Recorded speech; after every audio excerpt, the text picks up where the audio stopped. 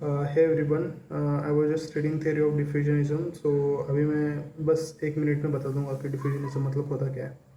ठीक है, जैसे ही हमें पता है कि क्लासिकल इवोल्यूशनिज्म में हमने देखा था कि हमने कुछ चार बेसिक अजम्पशंस या प्रिंसिपल्स हमने देखे थे कि जिसमें हम there is a evolutionary scheme of culture की जैसे इवोल्यूशन कैसे होता है, simple to complex, complex homogeneous to heterogeneous, indefinite to definite वगैरह हो गया, unilinear and sequential manner of development of cultures हो गया, सर्वाइवल्स का कंसेप्ट है यानी independent psychic unity of mankind का इन्वेंशन से। ठीक है, इन सब को डिफ्यूजनिज्म बोलता है, ये सब कचरा है। ठीक है, और ये कचरा बोलने के बाद इसका जस्टिफिकेशन क्या देता है कि humans by nature is an imitating animal not an inventor. और वो बोलता है, इसके बाद एक और चीज़ बोलता है कि जो इम्पोर्टेंट इन्वेंशंस हुए थे वो कुछ जगह पे ही हुए थे और उसके बाद that has been diffuse to other places, और इस प्रोसेस के वो बोलते हैं कि कल्चरल डिफ्यूजन। ठीक है, नाउ दिस इज़ द डिफ्यूजनिज्म। इतना आपको पता होना चाहिए कि डिफ्यूजनिज्म में 3 स्कूल ऑफ थॉट्स है, ब्रिटिश, जर्मन एंड अमेरिकन। ठीक है, तो यही बेसिक अजम्पशंस है इनकी कि रिजेक्ट करो उसको, ह्यूमंस के नेचर के बारे में बताओ और उनको बोलो कि कल्चरल डिफ्यूजन का डेफिनेशन क्या है। That's all. यही देखते वक्त ना I got to understand there is one two fact there are 2 things that पता होगा तो अच्छा ही है।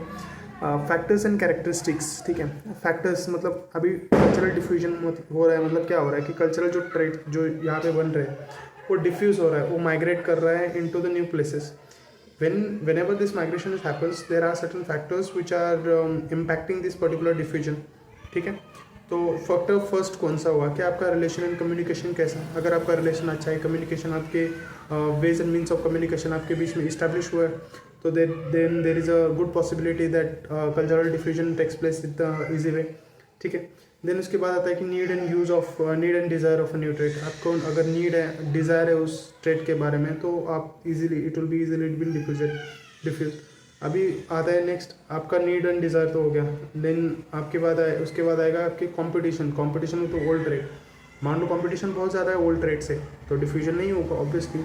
And the respect and recognition of those people who brought the new trade. ठीक है, जो भी बंदा आ रहा है बाहर से, जो भी दूत होगा, उसको आप रिस्पेक्ट एंड रिकॉग्निशन आपको उसको कैसे करते हैं, इसमें भी बहुत ज़्यादा चीज़ें डिपेंड होती है। क्योंकि अगर मान लो आपके यहाँ पे कोई गेस्ट आया, फर्स्ट गेस्ट आया, तो उसको आपने मारा बहुत ज़्यादा, तो second time next guest will think twice कि आपके पास आना है या नहीं आना। ठीक है, so these are the factors, 4 factors जो सिंपल है, ईजी है कि आपको पास आपका relation and communication, first one is relation and communication, second one उसका डिज़ायर एंड उसका नीड आपके पास है या नहीं है, देन आपके पास वो ओल्ड ट्रेड के साथ कंपैटिबल है या नहीं है, राइट, एंड आप respect and recognition of those who bring this particular trade, इस पर भी डिपेंड करना है ना। अभी इसका कैरेक्टरिस्टिक्स क्या होता है। ठीक है, कैरेक्टरिस्टिक्स मतलब ये जो नया ट्रेड आया उसके बारे में भी बताना है।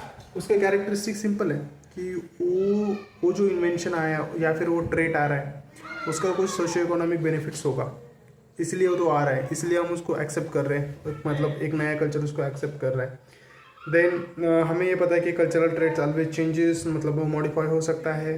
This particular trades always move from high culture to the low culture, and there will be some obstacles like communication का ऑब्स्टिकल होगा, जोग्राफिकल ट्रांसपोर्टेशन उसका ऑब्स्टिकल होगा। This are the characteristics. बस इतना पता होना चाहिए। उसके बाद हम देखेंगे आगे कि there are certain school of diffusionism में भी स्कूल ऑफ थॉट्स है, लाइक जैसे ब्रिटिश है, जर्मन है एंड अमेरिकन है, तो हम उसको उसी तरह से डील करेंगे in the next lecture. Thank you.